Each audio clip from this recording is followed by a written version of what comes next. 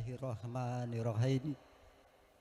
Assalamualaikum warahmatullahi wabarakatuh.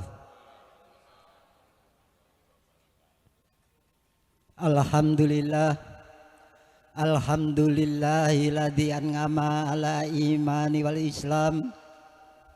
Asyhadu an la ilaha illallah wa asyhadu anna Muhammadan abduhu wa rasuluh. Amma ba'd. Dumateng panjenenganipun para bini sepuh sesepuh ingkang pono ing pamawas, ledha ing pitutur hanggung mastuti dhateng papoyan ing kautamen ingkang kawula bektani. Dumateng panjenenganipun satriyaning nagari, pangemban pangembating praja ingkang dados pandam-pandhaming kawula tasih ingkang kawula hormati. Dumateng panjenenganipun para alim ulama rinten kelawan dalu tansah sinanding wahyuning kitab ilahi ingkang dados panuntun kiblating panembah ingkang dipun mulyakaken dening Allah. Dumateng panjenenganipun Bapak Agus ingkang kawula hormati. Dumateng panjenenganipun para tamu kakung miwah putri ingkang tuhu kinurmatan. Nuwun sewu, kawula ing mriki kumawantun ngampil saha gempil kamardikan panjenengan sami. Awit kawula ing mriki piniji panjenenganipun Bapak Wiji Sasono ingkang saperlu kinen ngaturaken wasing gati ing kalenggahan siang menika. Saderengipun kawula ngaturaken wasing gati, langkung rumiyin sumangga kawula dherekaken ngunjukaken puji dhateng ngarsanipun Gusti ingkang Maha Suci. Awit kala saha panjenengan sami pinaringan kanugrahan, kawilujengan, katentreman, kebahagiaan menapa dene kesehatan katitik wonten ing kalenggahan siang menika saged silaturahim wonten dalemipun Bapak Suraji Ibu Parmi kanthi rahayu wilujeng kali sing sami kala. Lan ugi inggih boten kesupet sumangga kawula dherekaken ngaturaken selawat salam dhateng junjungan kita Kanjeng Nabi Muhammad sallallahu alaihi wasallam ingkang kawula tenggo-tenggo menggah syafaatipun benjang wonten ing dinten yaumul kiamah. Para bini sepuh, para tamu kakung miwah putri ingkang tuhu kinurmatan, ingkang angka sepindhah panjenenganipun Bapak Wiji Sasono ngaturaken salam taklim mugi kunjuk dumateng panjenenganipun Bapak Suraji Ibu Parmi sak keluarga. Mugi-mugi kanthi wasilah assalamualaikum warahmatullahi wabarakatuh. Mugi karahayon, kawilujengan, katentreman, kebahagiaan menapa dene kesehatan kajiwa kasarira panjenenganipun Bapak Suraji Ibu Parmi sak keluarga sumrambah sedayanipun.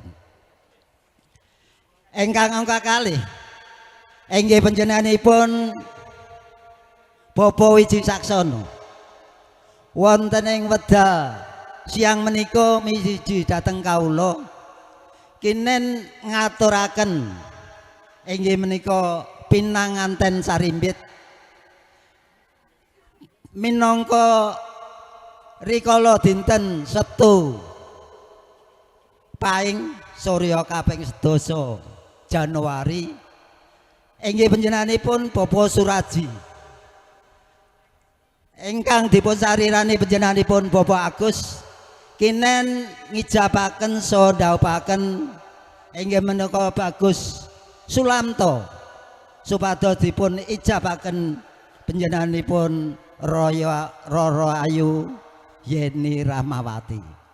Pramila menggah ijab sampun kelampahan wonten ing surya sedasa dinten Setupaing wulan 2026 wonten ing lalatan Siwal ingkang dipun tindakaken nggih petugas KUA Kecamatan Gondang Rejo pikantuk rahmatipun Gusti ingkang Maha Agung saha donga pangestunipun para tamu sami lulus rahayu wilujeng boten manggih halangan satunggal punapa. Pramila ing mriki kawula aturaken dumateng panjenenganipun Bapak Suraji menggah pinanganten sarimbit mugi-mugi kaaturaken dumateng panjenenganipun Bapak Suraji Ibu Suparmi inggih supados dipun paringi cecolok menapa dene obor anggenipun gembyur wonten samudraning bebayan agung. Lan ugi ing mriki panjenenganipun Bapak Wiji Saksana sakeluarga nganti rombongan pangombyonging temanten mbok pilih sedaya kala wau boten saged dadosaken sarjuning penggalihipun panjenenganipun Bapak Suraji inggih panjenenganipun Bapak Wiji Saksana sakeluarga mawantu-wantu nyuwun lumunturing sih samudra pangaksami. Lan ugi ing mriki panjenenganipun Bapak Wiji Saksana beto angsal-angsal menapa dene oleh-oleh menawi dipun kerta aji mboten wonten ajinipun nanging menika kangge anggenipun inggih menika kekadangan menapa dene bebesanan saged raket kumraket dene wadunya wal akhirah.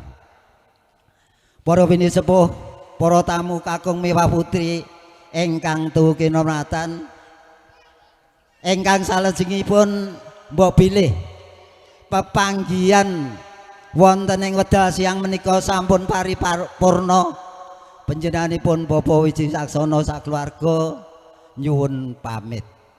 Lan ugi nyuwun donga pangestu panjenengan mugi lengseripun saking dukuh klebengan mriki tansah pinaringan rahayu wilujeng boten manggih halangan satunggal punapa. Para bini sepuh, para tamu kakung mewah putri inggih mekaten sesamanten ingkang saged kawula aturaken minangka sulih sarira saking panjenenganipun Bapak Wiji Saksana mbok bilih wonten cicir cewet kuciwane atur kirang subasita tandang tanduk tuwin tata krami inggih awit cubru ing pangertosan kawula tansah mawantu-wantu nyuwun lumunturing sih samudra pangaksami. Puput pepet punten ing atur akhirul kalam. Wassalamualaikum warahmatullahi wabarakatuh. Matur.